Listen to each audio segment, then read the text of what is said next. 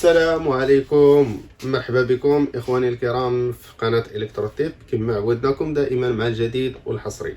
اليوم حبينا نشاركوا معكم هذا البوكس اللي داير حاليا ضجه في المغرب واللي كلشي كيهضر عليه، اللي هو اينا بوكس الاكس 4 ميني. هذا الجهاز اللي كيجي بواحد المفاجآت اللي فيه، يعني كتخليه افضل جهاز حاليا اللي كاين في السوق.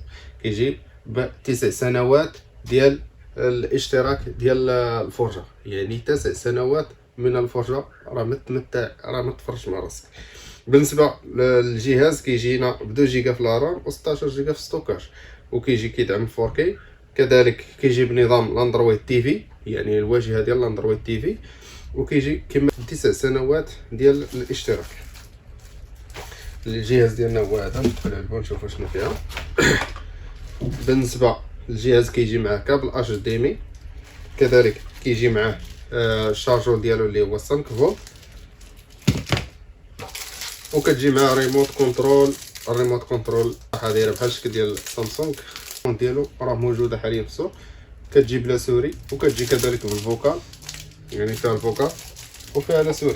الشكل كيجي بالكابل، منفذ كابل اش دي ام اي، كذلك منفذ ديال الانترنت، وكذلك الشارجور وبلاصه اليو اس بي. المميز كما قلنا في هذا الجهاز انه دائما مقدم ليه من الشركه تحديث مستمر، وحاليا الشركه راه خدامه على تحديث الاخر، النسخه الاخرى ديال جوجل تي في.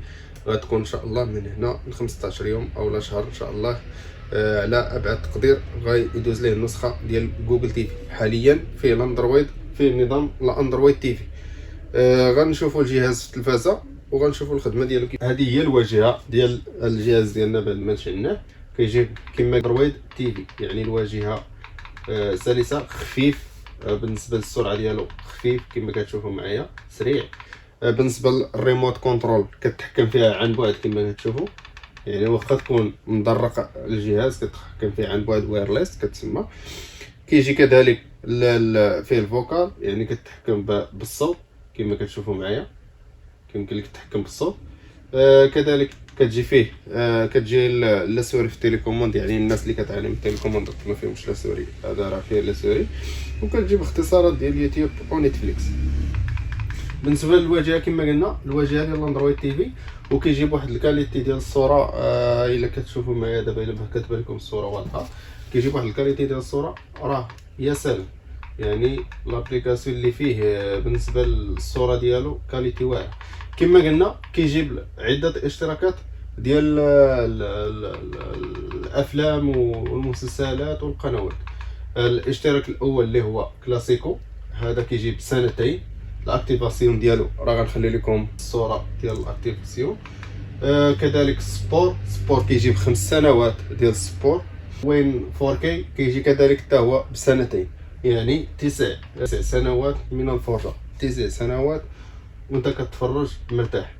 كيجي اب ستور الخاص به، كيمكن لك تستالي تطبيقات خاصه بالجهاز، وكذلك فيه بلاي ستور كيمكن لك تستالي اي جهاز اخر.